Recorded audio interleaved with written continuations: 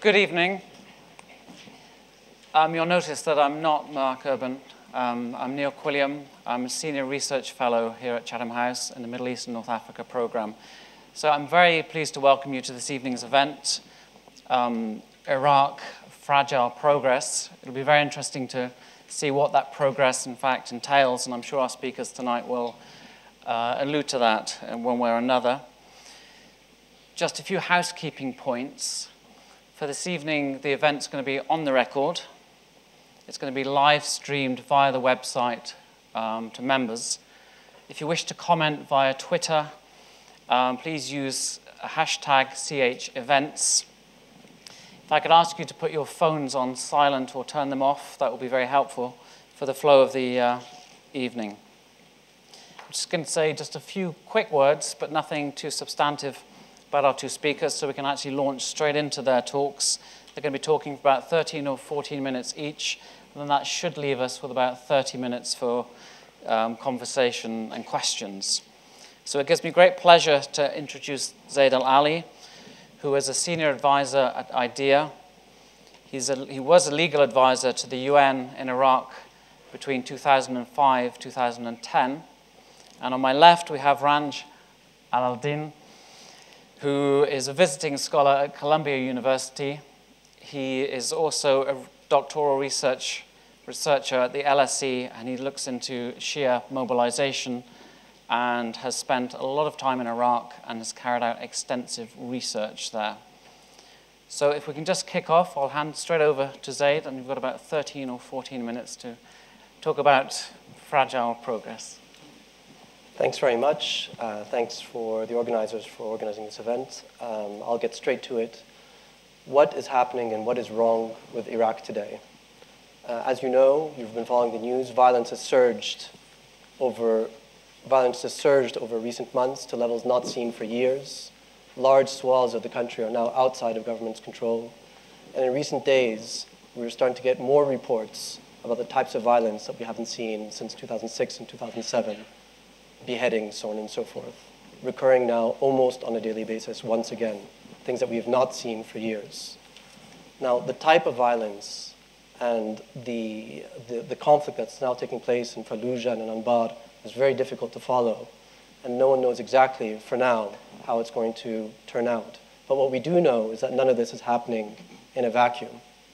Apart from the obvious impact of the conflict in Syria, which has transformed the border region between Iraq and Syria into an even more lawless area than it was previously, with smuggling taking place on a daily basis.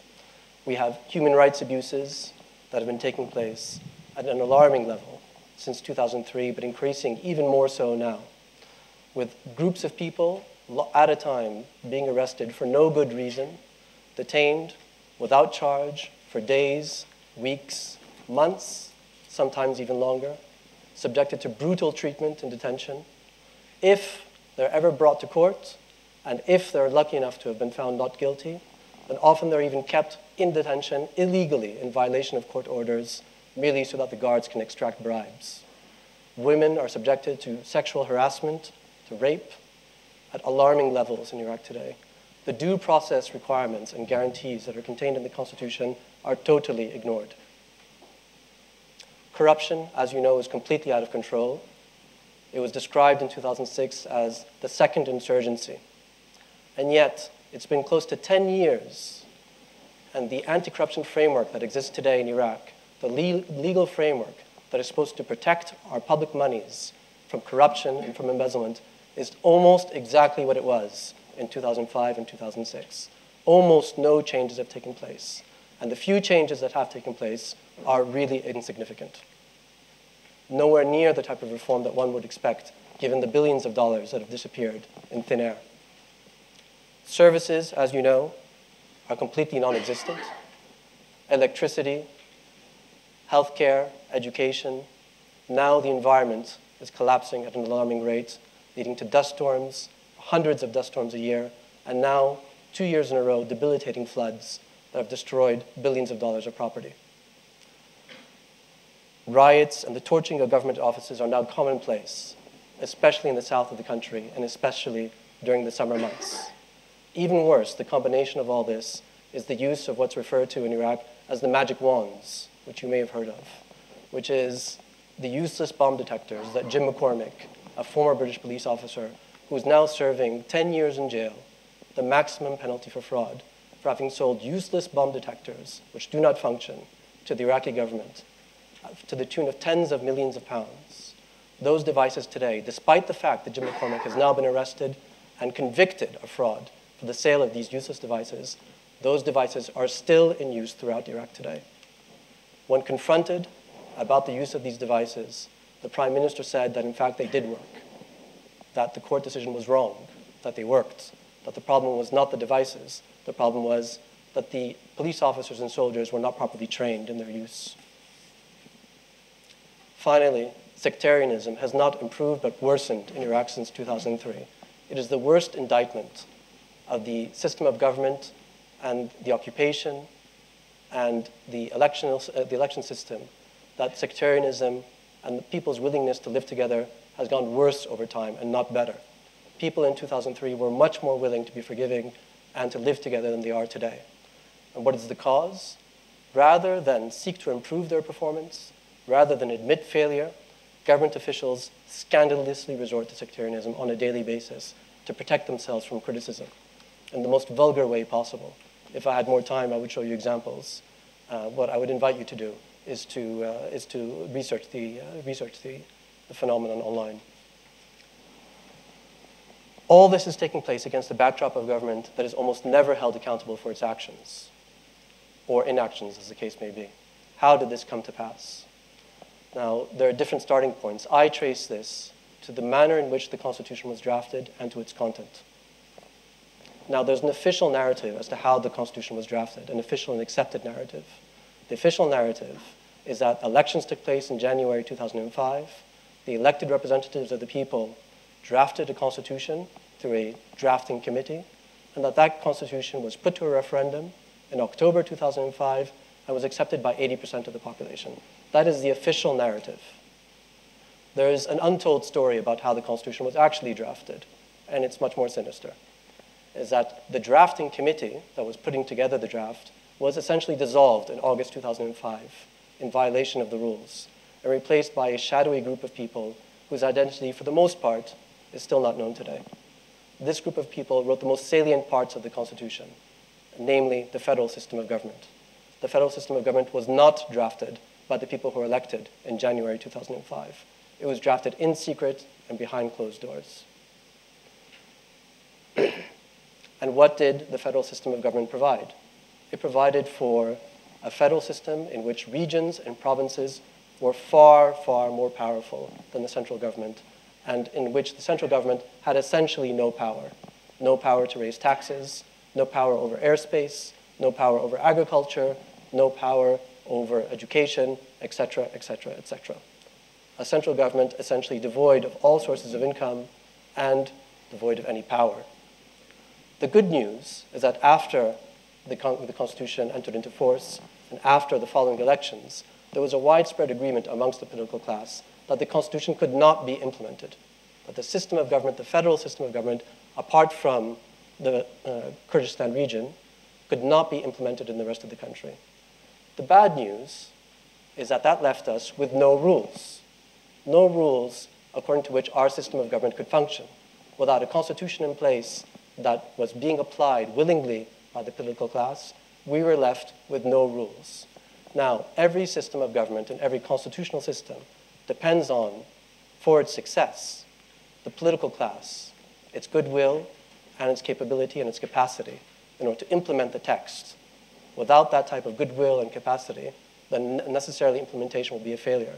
In our case, we were even more at the mercy of our political class, given that we did not have a functioning constitution in place, a constitution that the political class was willing to implement. So the question becomes, who were these people? Who were these political elites? What was their willingness and what was their capacity like? The answer to that question is that for the most part, our political elites were formed in exile, spent decades without meaningful employment, spent decades being schooled in the art of deceit and in conspiracy, were involving themselves in failure after failure in their effort, their futile effort to remove a single individual from power, Saddam Hussein. They were also very adept at engaging in moral compromise, a very important point. Moral compromise, almost a prerequisite to be involved in the occupation effort after 2003. More principled Iraqis either refused to participate in government, were pushed out, or disappeared. You may argue that the Iraqis chose these leaders, because after all, we did have elections on several occasions since 2005. I would respond that we never had any choice. That by 2005, these individuals, our ruling elites, had been in power for 2 years, had already had the benefit of decades of assistance from the United States, from the United Kingdom, from Iran, from Gulf countries. National elites, people who were stuck in the country, never had any hope. During the 2 years, from 2003 to 2005, in which these political elites were in power, they had access to money, to privilege, to visibility, and to weapons. Any group of people that sought to challenge these individuals in a free and fair election would never stand any chance. So what is the solution? Is it revolution, coup d'etat, civil war? None of those appear to be convincing outcomes for Iraq, neither desirable in the current outcome or feasible or realistic. Elections, the current system is rigged in the favor of the current group who are ruling the country. The best outcome that we could hope for is that Nouri al-Maliki, our current prime minister, will not return for a third term. If that were to be the case, then at least we would have a chance at a new dynamic that will allow for some type of outcome, some type of negotiation to resolve our situation. But even if that were to come to pass, then the rest of the ministers who would be in government would in any event be derived from the same group of elites. So therefore, the same methods, the same sectarianism, the same levels of corruption. So what are we left with? The only possible option, at least in the near to medium outcome, to the medium term, is civil society. Now, civil society has had some measure of success in Iraq over the past few years. That success includes changes to the electoral law that took place in 2010. Those changes, the improvements, I won't discuss them in detail, but improvements were made in 2010 solely at the insistence of civil society, including political leaders and religious leaders, not political parties, forces outside the political parties. They insisted on the change, and Parliament felt obligated to implement those changes. Reconciliation initiatives. After the reduction of violence in 2008, you had civil society organizations throughout the country organized at their own initiative, reconciliation initiatives throughout, from 2008 to 2011. Hundreds of events took place. Demonstrations relating to the Arab Spring in some part, and also in relation to electricity supply, were organized regularly throughout the country and organized by civil society in an organized fashion. And also the success in relation to MPs' benefits. Some of you may know that MPs in Iraq earn extraordinary amounts of money. And the only reason why this is being debated and being discussed nationally is because of the insistence by civil society. Civil society has had some success, albeit in a larger scope of things, perhaps not so significant. It has had some success in forcing issues to be on the national agenda. So the solution, insofar as I'm concerned, if there can be a solution to our current problem, is to create a national agenda for reform through civil society that would impose itself on the political class. And that would happen through civil society organizations, through religious organizations. All would sign up and all would force the political parties to debate the issues in a serious fashion. And even if only 5% of the agenda were implemented eventually, that in and of itself would be a far greater measure of success than anything that's happened over the past 10 years. That's all I'll say for now. Thank you. Thank you very much, Zaid. Some very sobering thoughts, but also a little ray of hope, I guess, maybe from that. If I could turn straight over to you, Ranj. And, thanks very much, share your thoughts Kyle, on this. and thanks to Chatham House for having me here. Zaid focused primarily on Iraq's constitution, laws, regulations, and kind of looked at the constitution as the root of Iraq's problems today. And of course, against this backdrop, discussed Iraq's politics and problems. I'd like to focus primarily, if not entirely, on the political context, the political realities, the social realities that I think underpin Iraq's problems today, its challenges and the challenges it will face in the future. I've had the benefit of reading Zaid's book, which is slightly unfair perhaps, but essentially in the book, and kind of like his presentation, there is an emphasis on the present and the future. But what's missing, I thought, is the past, because it's easy to forget sometimes that the new Iraq, the so-called new Iraq, emerged after 30 years of dictatorship, a dictatorship that brutally suppressed its people, which waged war on its neighbors, but also a dictatorship which continues to influence the Iraqi society and state today. Put in other words, I think it's important to look at pre-03 Iraq as well as post-03 Iraq when analyzing and appraising the country. And I'd like to focus particularly on the issue of sectarianism, principally because it is in my opinion, the most influential and significant of Iraq's problems in terms of its impact on state and society. And there is this conception that sectarianism emerged after '03, that it was an American creation, when in fact it was an Iraqi creation which emerged from the late 1950s, late 1960s onwards, and which was, of course, exacerbated by regional events like the Iranian Revolution, the Iran-Iraq War, and of course the domestic event, the 1991 uprising. And that's perhaps why I disagree with Zaid when he refers to, or kind of submits the notion that Iraq's current ruling elite were parachuted into Iraq, into power, given that parties like the Islamic Dawah Party, like ISKI, like the Kurds even, given that they have extensive ties to their respective communities, to their respective constituencies. And you'll notice that I didn't mention any Sunnis there, Shia and Kurd only, and that's mainly because in the pre-03 Iraq, the Sunni identity was primarily manifested in the state, the Iraqi state itself. In other words, that the Sunnis were, if you want to put it, sectless, let's say. But of course, that's kind of changing now in the post-03 Iraq, and it's something we can discuss in the Q&A, the question of Sunni mobilization, that is. So why does all this matter? Why does it matter that Iraq had sectarianism before 2003? Well, for two reasons. Number one, I think it's significant because it means that the Iraqi state had no choice but to be defined by sectarian mobilization, by identity politics. In other words, it had no choice, the political process had no choice but to be defined by identity politics. However, that doesn't necessarily mean that identity politics or the mobilization of Sunni and Shia communities had to be violent, had to translate into violent conflict, because the Shia and the Kurds contest politics in Iraq on the basis of their identities, yet the two haven't come to blows like the Sunni and the Shia have. And of course, differences, different identities make for pluralistic societies, pluralistic democratic processes. So the question here is, why was there a war between the Sunni and the Shia communities? Of course, it's a complicated issue, and certainly not the 10 minutes that I have certainly wouldn't do the debate justice. But again, we can kind of go into it during the Q&A session. But firstly, I'd argue that there's a link between the post-03 violence and the Sunni Arab decision to reject the new Iraq and the new constitution.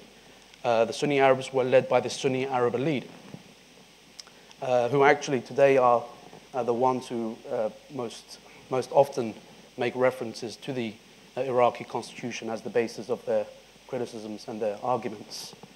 Secondly, because elements of the Sunni community chose to boycott peaceful means through which to negotiate with their Iraqi counterparts. Civil war also took place because underpinning this post-03 mobilization of the Sunnis, there was a myth, perhaps one of the greatest myths about post-03 Iraq, namely that the Sunnis were marginalized and disempowered, which simply wasn't the case. And even today, Iraq's problems and challenges gets reduced to this idea that the Sunnis were marginalized, are being suppressed, I think it was about a month ago that an analyst or a scholar, I can't quite remember, compared the situation of the Sunnis in Iraq to the civilian population in Syria. And as a side note, what I really recommend is that researchers head to Washington, the National Defense University, because what you'll see there is that the post-03 Sunni insurgency was in fact a pre-planned enterprise. So the Ba'ath regime, as the Ba'ath regime secret files and intelligence reports show over in Washington, they had a plan to initiate an insurgency straight after the toppling of the former regime, and this kind of exacerbated the situation, and then and this more or less opened up the space for foreign and domestic jihadists to enter the country, and which more or less took the country to the brink. And I'd also say that this, so Zaid in his book, if I remember correctly, you mentioned that the Sunnis rejected the intervention and the political process from the outset. But in fact, what this rejection did is mobilize the Shias like they have never been before. So a traditionally divided Shia community, divided along political, tribal, ideological lines, were mobilized and unified to contest power in the Iraqi state like they have never before, because of the fears, the uncertainties that the Sunni Arab rejection introduced. And this brings me to Anbar, the ongoing conflict in Anbar, because I think what both Zaid and I have been talking about is the lack of a unified vision in Iraq, or a lack of a unified Iraqi identity. And all this is relevant in the context of the Anbar conflict, because Anbar wasn't, the conflict wasn't the result of Prime Minister Maliki's actions in terms of dismantling the protest sites or targeting individual Sunni politicians. They were certainly triggered by those actions, but I'd say they're simply the result of the post-03 climate, the 2006-2007 civil war, which never really ended, and Anbar is simply an extension of that conflict, because that was many interpretations of that conflict is that it kind of ended, one side won, the Shia, one side lost, the Sunni, which is of course a very simplistic analysis, but it never really ended. More so is the fact, I'd say, that the Sunnis, or the Sunni Arab militants, took the tactical decision to retreat, and the Shia side, again simplifying these terms, Sunni and Shia, the Shia side, rather than defeating their opponents, far from that, they've only really managed to contain the violence and the military operations emanating from various sections of the Sunni community. And what does this mean for the future? Well, it means that conflict can be contained, but I think there will be more Anbari kind of conflicts in Iraq. There will be many more conflicts similar to the Anbar conflict in the future, perhaps elsewhere in the province, and one of the greatest fears is that the conflict in Anbar elsewhere could engulf the broader country and then repeat the 06-07 civil war, which would again take Iraq back to the brink, and perhaps in a way in which it can't really recover from, like it has done over the past 5 or 6 years. So in conclusion, I disagree with the argument that the problems Iraq has can be fixed by the constitution, simply because of the deep-rooted animosities and competing visions for the future. And what Zaid more or less suggested requires respect for the constitution. Let's say even if you had the perfect constitution tomorrow, that still requires certain adherence to the constitution, but that requires reconciliation, which requires unity. And for me, that's just too ambitious at this point, and therefore Iraq has to work with what it has. And in many respects, you could say the Iraqi political process is reflective of the society itself, not necessarily in terms of divisions between individuals, as in Sunnis and Shias. Sunnis and Shias have historically lived together. There is no dispute about that, but rather about the uncertainties in that integration might come at the expense of one side or the other. I believe violence can be contained, but not eliminated, especially because of the conflict in Syria, which has given militants in Iraq the momentum, and they are likely to look to capitalize on that. On Maliki, I I'd suggest caution about calling for the removal of Iraq's single most popular politician. We'll come to that. Because we've seen in the region elsewhere the ramifications of calling for a democratically elected leader can have.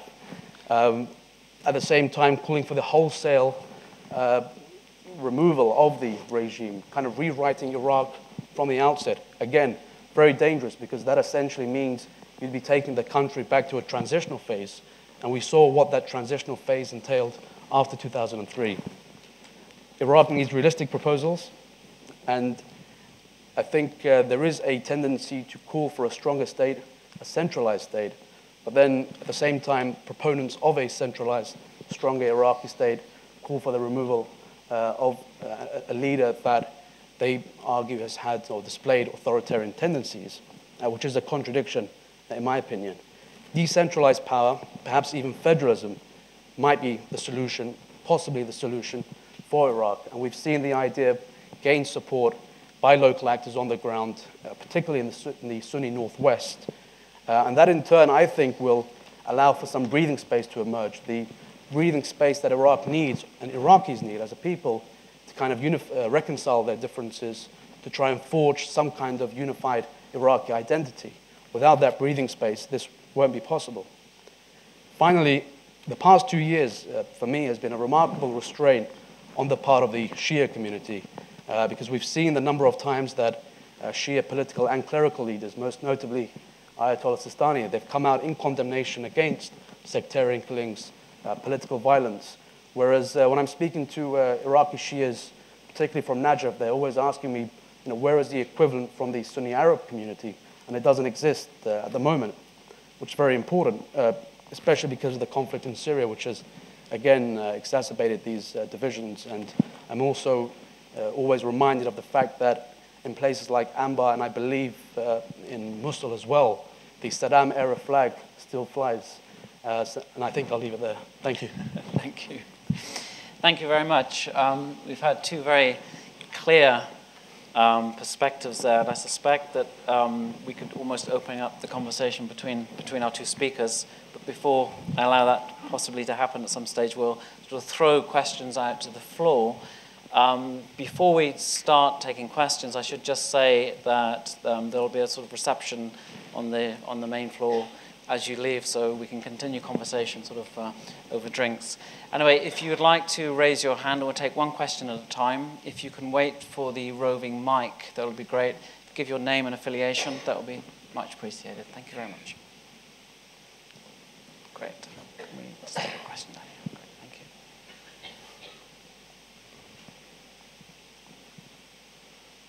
you. I'll try and keep it short. William Patey, British ambassador to Iraq during 2005-2006 when the constitution was being drafted, and an occasional participant in the constitutional negotiations. I just want to take issue with Zaid on the constitution being drafted in secret and with a shadow committee who nobody knew who they were. Everyone knew who they were.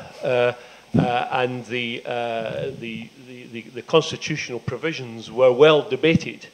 The problem was there wasn't a consensus and there wasn't agreement. There isn't a national consensus, and I think that comes through in what the two speakers are saying. There was debates over the degree to which federalism could be conceded and the degree to which centralization. If you concede a degree of autonomy to the Kurds, was it not legitimate to give it to any other provinces? So there were unresolved issues in the constitution. Indeed, most of the problem is many of the issues were left to be decided by law. And if I have one regret, is that was the thinking decided by law actually solved something, because there's never been any consensus on what the laws should be. So there is great ambiguity in the constitution. The constitution is a document. It will never give you the basis you need unless there is some sort of national consensus, if there is some attempt at pluralism. And I agree with you, civil society needs to express itself. I used to say when I was there, elections and the rule of law, these are all important components of democracy, but unless you have a vibrant civil society, you can't really have a democratic system. So all I would say is what I think is required is a bit more pluralism. I think they're a bit kind to the Shia elite here in terms of why the constitution is not working. I think equating, I think one of the problems I saw when I was there was equating all Sunnis with Baathists and leaving the De-Baathification Commission as part of the constitution was a huge mistake. I think the same mistake is being made now in equating all Sunnis with Al-Qaeda. And I think that is part of the problem. The Sunnis are becoming alienated. The moderate Sunnis feel alienated from the system. And I think when your political leaders are driven into exile in Turkey and arrested, it makes life difficult. So I think there's a bit of a need for some pluralism and for a bit of understanding that because you win the elections and because you have power, you do have responsibility to the minorities. And I think that is the big ask of the Shia. Can you have power and also reach out to the Sunnis? And I think that's the big challenge for Iraq. I'm sorry, that wasn't a question. That's fine. Would either of you like to come back? Just briefly. We have different views about this. I mean, obviously, you don't think that was a shadowy group because you were in that group. So obviously, I mean, with all due respect, the vast majority of Iraqis do not know that the British ambassador was involved in negotiating the Iraqi constitution. The vast majority of the Iraqis do not know that. Okay, they know now. It would come as a great surprise to them. Okay, it would come as a great surprise to the vast majority of Iraqis that the 275 individuals that they elected in January 2005 were not the people who drafted the constitution. That in fact the British ambassador, the American ambassador. They were the people who drafted the constitution. We were trying to deviate. Sure. Okay.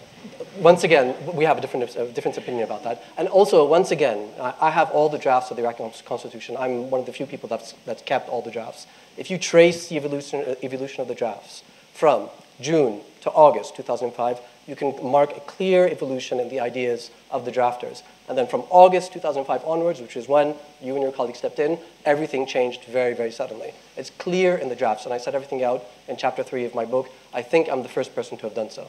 I took a great deal of effort, and the marked change in tone in the Constitution from June to August, and then from August onwards, is really remarkable, and it's undeniable, frankly. Okay? So to argue that it was all the Iraqis, they were doing it, and that you were negotiating, helping them negotiate it, we have a difference of opinion. I think I'll just leave it at that. Thanks, Zaid. I think the issue here is one of expectation. So I'm going to come to the defense of the ambassador here. Because, so what were the objectives when you're trying to draft a constitution in a war zone, essentially? And you managed to organize a referendum after that. 4 out of 5 Iraqis voted for it. And I know, Zaid, in your book, you dismissed that argument because you say Iraqis didn't actually read the constitution, they didn't have enough time. But even on this question of reading the constitution, I think what of the argument that you have the representatives of these communities seated at the table? Now, if you disagree that they are or were the representatives, then fine, that's a different issue altogether. But if we accept that they were representative of their respective communities, and then that kind of, deals with the issue of Iraqis not having read the constitution or having more time, and even the question of time. I mean, how much time is appropriate for a country in the transitional phase?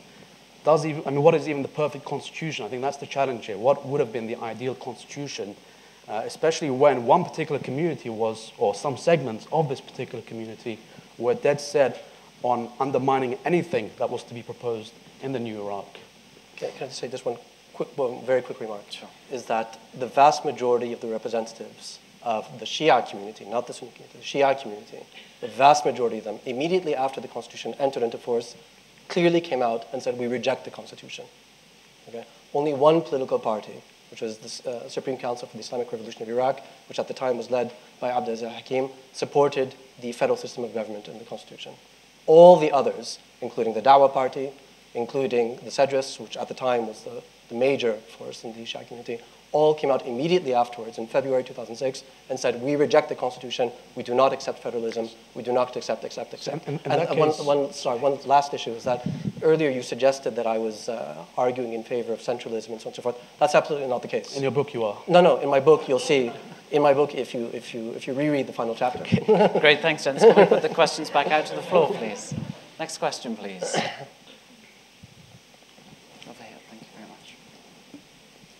I'm Samira Kawar, Middle East editor at Argus Media. We are an energy publishing house. Sorry, could you put the microphone closer to your mouth? Sorry, I'm from Argus Media. We are an energy publishing house. And my question is actually to both the speakers. Given that now we have a federal system, which may be contested to some degree, but how do you see the division of resources, given that some areas are now getting a percentage, it's a low percentage of oil revenues, and I think it's now been agreed at $5 per barrel of crude that's refined and produced, or produced and refined. Given the fact that Anbar has very few resources at the moment, we've got most of the resources concentrated in southern Iraq, and there are some resources, obviously, they're growing, oil resources and gas resources in Kurdistan, and those are the subject of a big, shall we say, argument or debate or even disagreement at the moment. But nevertheless, they have those resources. Anbar doesn't have anything at the moment. It may have gas if exploration is allowed.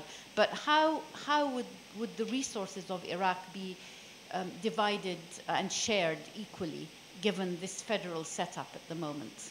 Thank you. I mean, I'll let the constitutional expert answer the constitutional aspect, and then I can discuss the political. The revenue is divided in different ways in Iraq. So the first issue is the central government has its funds that it derives from oil resources and the tiny bit of tax money that it gets from customs and duties.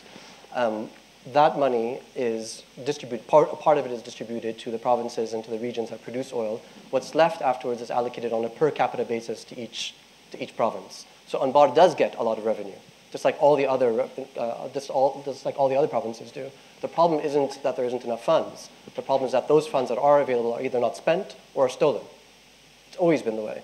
So now, for example, Basra province is going to get a lot more, at least according to the new decentralization law or the amended decentralization law. It's going to get a lot more revenue because it's going to get $5 per barrel, so on and so forth.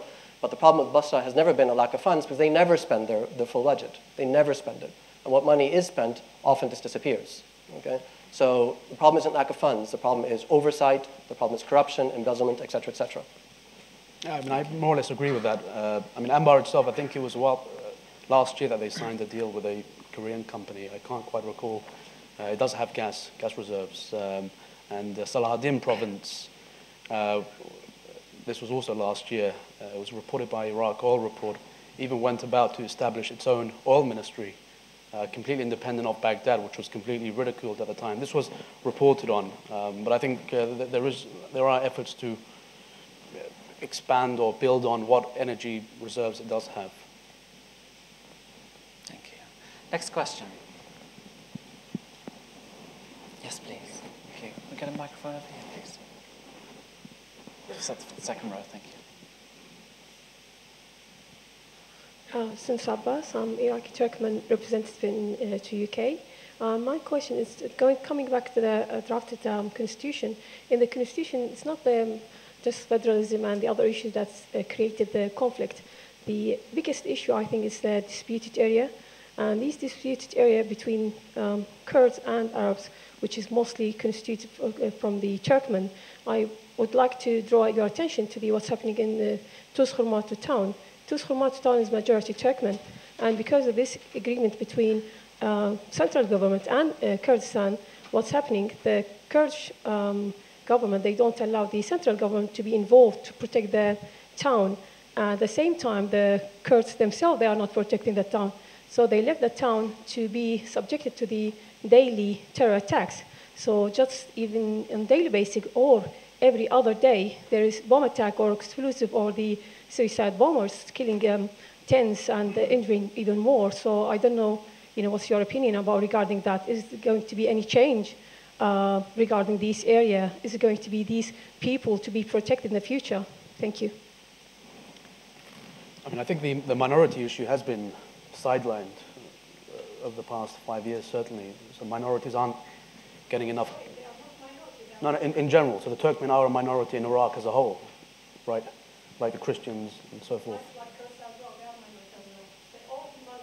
No, I mean, the point I'm making is that the minority issue has been sidelined. So at the moment, it's primarily Sunni and Shia. It's Anbar. And then, of course, the Kurds come into that as well, but they're kind of going about their own business whilst Arab Iraq is almost exploding. But I think the minority issue has been sidelined in the broader debates, which is unfortunate. That's my opinion.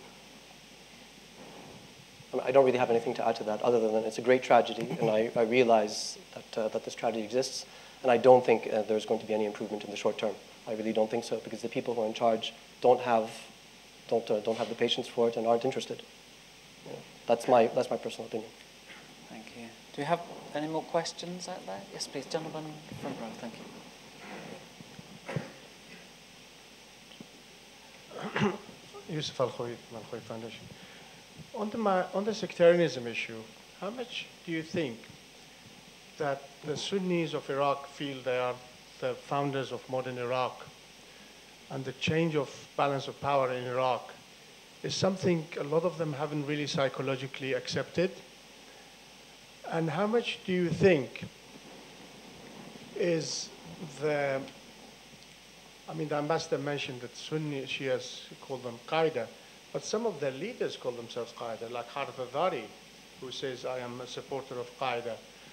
And we have a lot of Sunnis from Anbar and now refugees in Karbala and Najaf. So what I actually see is this global extremist vision of Sunni Islam, if you like, which has been hijacked by certain states, is the same problem in Iraq. Is not really so much Sunni Shia, is more of like extremists who are using religion from one end and extremists from the other end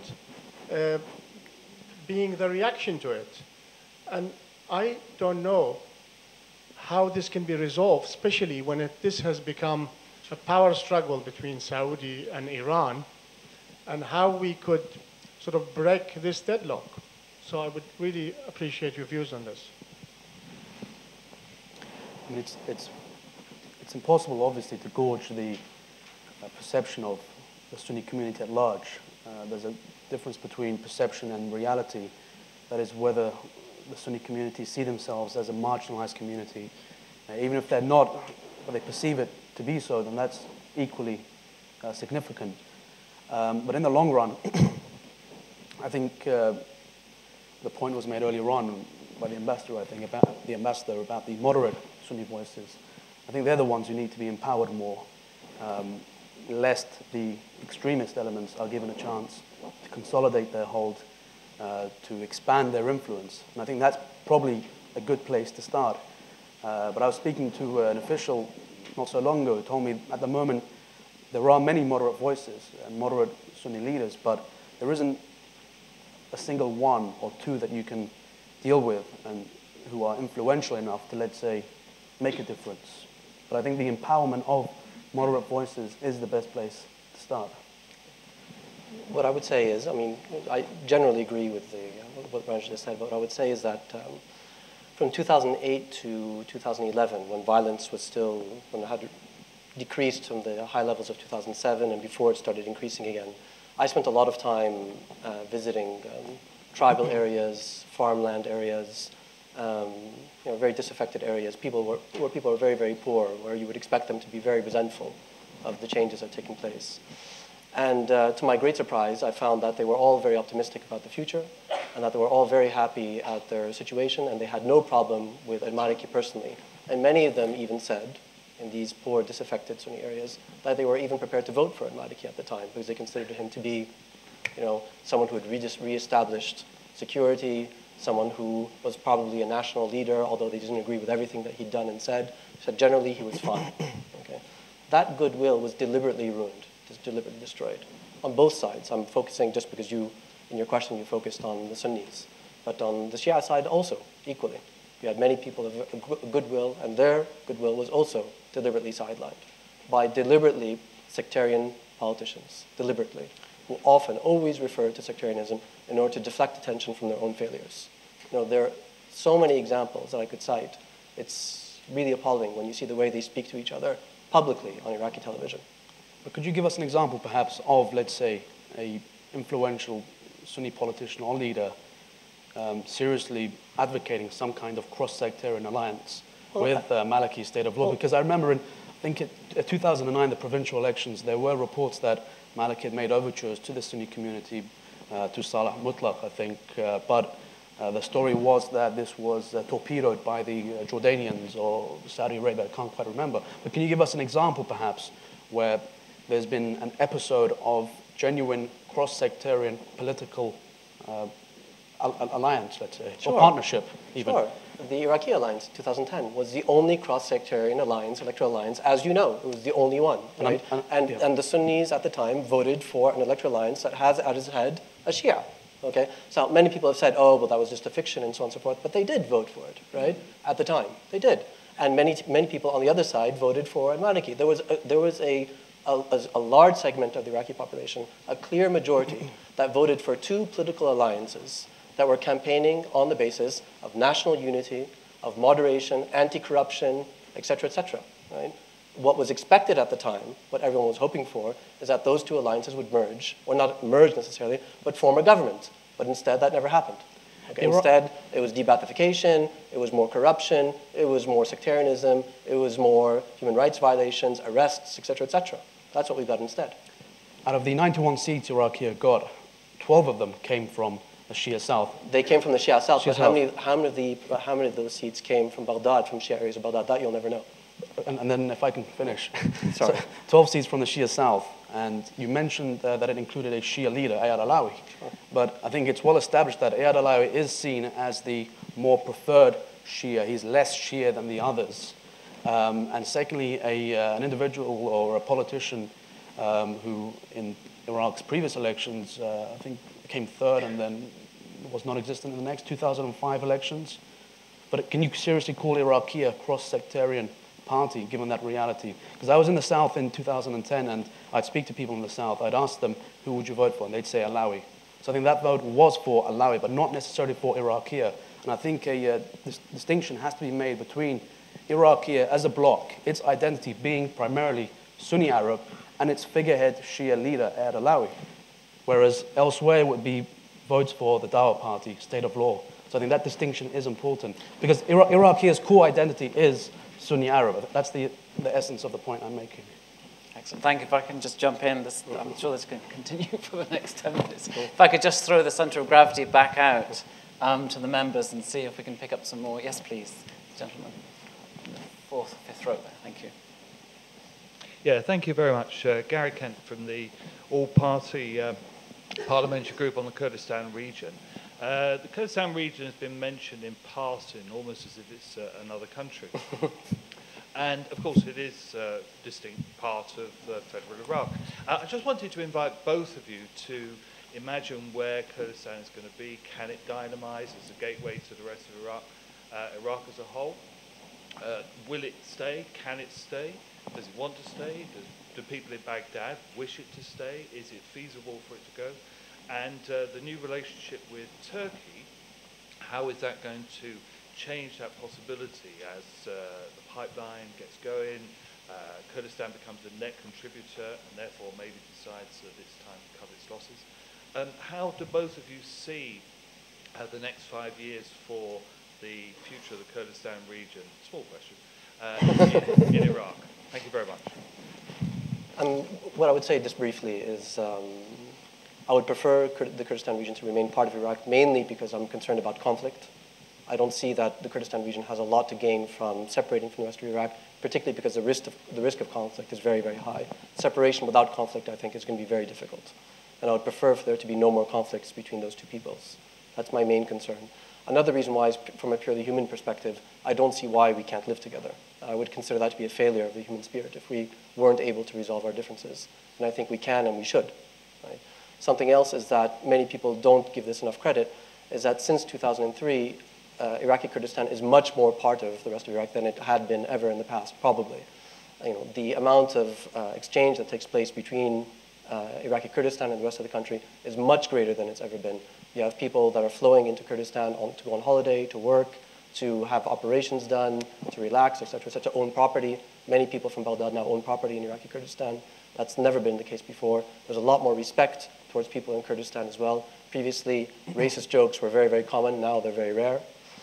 All that exchange has changed the relationship between the two areas, and I think that's something that can be built upon, and I think it should be built upon. Whether or not it will, and whether or not Iraqi Kurdistan will split apart, I really can't say. That'll depend on dynamics that one can't predict. But I would say that it would be a shame if we weren't able to live together in the future.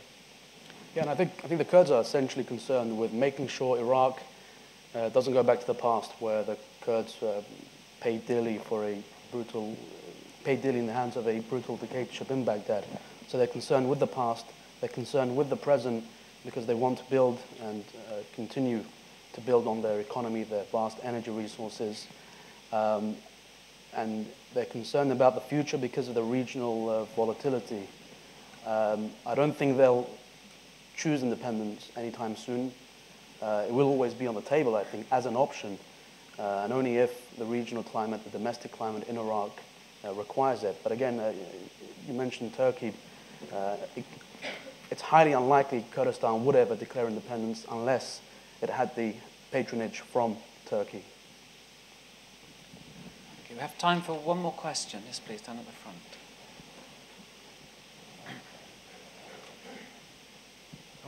My name is Euripides. I'm the High Commissioner of Cyprus. I live next door. 4.5 hours to go home, 4.5 seconds to come to Chatham House. Pleasure to be here. You're welcome. I know my question is yesterday's stories, but it's something that has been bugging me. And it's something that affects my thinking. Also talking about the past and how that affects us indirectly. In my previous life, I was ambassador in Washington during the Iraq war, Iraq invasion. And if my professors were to look at the cables that I sent from Washington back home on the situation on Iraq, I'm sure they would take my degree back because I did not exercise any critical thinking. In the end, it turned out that there was so much spin and hype where people did not really know what's going on. So much information and disinformation happening. Are there any lessons that we come from there for the future? I was looking at some things with a sense of déjà vu in the case of Iran. Thank God it hasn't moved in that direction. I do not know if it will move in the future. We're talking about empowering civil society. Just as we need it for Iraq, we need it here as well. So why should the civil society here, or in Iraq for that matter, should accept what is said at face value when many of the players simply lost every credibility in spoon-feeding the people the wrong thing? Thank you. You mentioned civil society, so... I think we have a major challenge, as I've already mentioned before. I'm not optimistic for the future. When I mentioned civil society before, I didn't mean to suggest that it was the solution that's going to bring prosperity to Iraq. What I meant to say, was that civil society is the only hope currently that we have. Because the politicians have failed us, our system of government has failed us, the international community has failed us. When you have our Prime Minister who's being lauded around the world despite the terrible abuses that take place in the country. And incidentally, when you say he's the most popular politician in Iraq, I don't know what basis you get that from. The previous elections. The previous elections, okay. Yeah. In the 2013 elections, he didn't do so well, okay. Anyway, in any event. But you need specifics, though, so you can't really dismiss it just like that by how many thousands, by how many numbers. Okay. We'll come to that. Okay, we'll come to that later. Okay. So we really don't have many options left, and the only option left that I see that could have any type of role is the little success that we've had that we can build on from civil society. The only positive developments that have taken place have come from civil society. So therefore, let's build upon that and try to get head a little bit more into the right direction through a more generalized strategy, as opposed to just targeting specific issues one by one. Right? That's the only hope that I can see, not for the next elections. The next elections, for me, I've completely written off. It's for 2018. That's what I'm setting my sights on.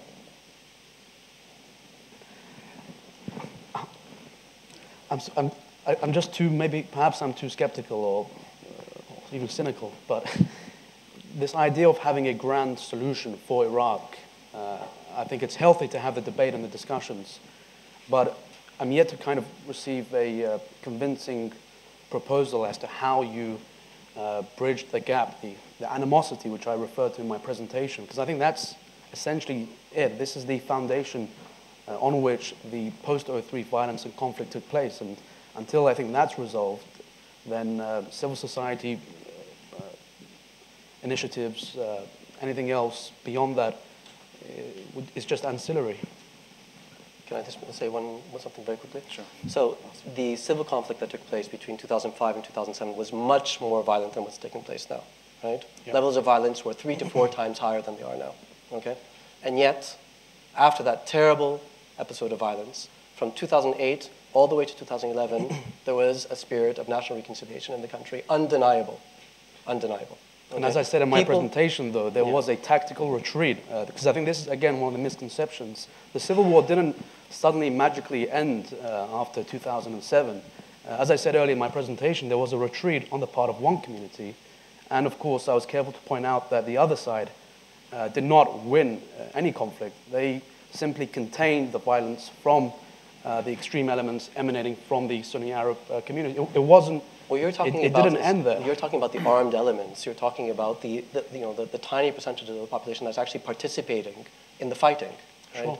So, I can't speak about those people. I don't know how they're going to be behaving. I don't know whether they're all going to get crushed or killed or so on and so forth. What I'm talking about is the 98% of the population who are willing to reconcile and would be very happy to live in the same country and would be very happy to see a more prosperous country for themselves. I agree. Okay. And on that note, I'd just like to thank both speakers for sticking to the time. That was fantastic. Both of you stayed within your 13 minutes. You gave very clear presentations, and you've been a dream to chair because the spark here is just fantastic. You should feel the electricity. It's magnificent here. So if you could just join me in thanking our speakers very much.